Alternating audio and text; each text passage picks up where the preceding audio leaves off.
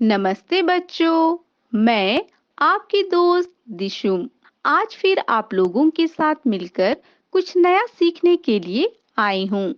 कल हम लोगों ने पोषण किसे कहते हैं, पोषण के प्रकारों में स्वपोषण और विषम पोषण एवं पौधों में स्वपोषण विधि में पौधे अपना भोजन किस प्रकार बनाते हैं के बारे में समझा। आज हम पौधों में पोषण की विषम पोषी पोषण विधि एवं उनके प्रकारों के बारे में समझने का प्रयास करेंगे। हमारे आसपास में हम बहुत अलग-अलग प्रकार के पेड़ पौधों को देखते हैं।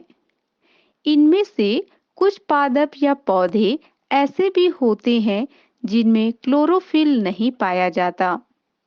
इस प्रकार के पादप अपना भोजन स्वयं नहीं बना सकते, अर्थात इनमें प्रकाश संश्लेषण नहीं होता है और ये पौधे अन्य जीवों की तरह अपने भोजन के लिए अन्य पादपों पर निर्भर रहते हैं। इस प्रकार के पोषण को विषम पोषी पोषण कहते हैं। विषम पोषी पोषण विधि से पोषण प्राप्त करने वाले पौधे मुख्य रूप से 3 प्रकार के होते हैं। पहला परजीवी पादप, दूसरा मृतजीवी पादप, तीसरा कीटाहारी पादप। पहला परजीवी पादप हमारे आसपास में कई पौधों के ऊपर उनके तने एवं शाखाओं पर लिपटी हुई पीले रंग की पतली रस्सीनुमा आरोही लता दिखाई देती है, जिसमें पत्तियां और क्लोरोफिल नहीं पाए जाते हैं एवं यह लगातार पौधों के ऊपर बढ़ती रहती है। यह अमरबेल का पादप है। अमरबेल में क्लोरोफिल नहीं होने के कारण यह अपना भोजन खुद नहीं बना पाती और जिस पौधे पर यह चिपकी होती है उसी से अपना भोजन ग्रहण करती है, जिससे कई बार वह पौधा कमजोर होता जाता है एवं अमरबेल उस पौधे के ऊपर लगातार बढ़कर फैलती जाती है।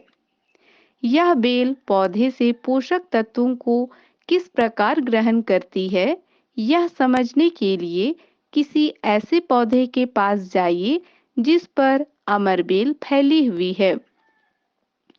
आप पाएंगे कि अमरबेल पादप की डालियों से चिपकते हुए आगे बढ़ती है। अमरबेल पादप की टहनी पर जिस जगह चिपकी हुई है उस जगह गौर से देखिए और उस जगह से अमरबेल को टहनी से सावधानी से हटाकर उसका अवलोकन करिए। हम देखते हैं कि अमरबेल जिस जगह टहनी से चिपकी हुई होती है उस जगह अमरबेल पर एक उभारनुमा संरचना दिखाई देती है, जिसे चुस्कांग कहते हैं। ये चुस्कांग परपोषी पौधे के तने से धसे होते हैं। इन चुस्कांगों के द्वारा ही अमरबेल परपोषी पादप से अपना भोजन ग्रहण करती है। इस प्रकार के पोषण में जिस पौधे से अमरबेल अपना पोषण प्राप्त करती है उसे परपोषी कहते हैं। इसी प्रकार अमरबेल जैसे पादप जो परपोषी पादप से भोजन ग्रहण करते हैं उन्हें परजीवी पादप कहते हैं। दूसरा मृतजीवी पादप। जंगल की सैर करते समय, रास्ते में जाते समय हम कई लकड़ियों के बंडलों या सड़ी गली पुरानी चीजों पर कुछ छत्रक नुमा या छाते जैसी संरचनाएं देखते हैं और कई बार जब हम लोग बाजार जाते हैं तो बाजार में अलग-अलग तरह के मशरूम देखते हैं। ये हमें ज्यादातर बरसात के मौसम में और सड़ी गली चीजों पर उगते हुए दिखाई देते हैं।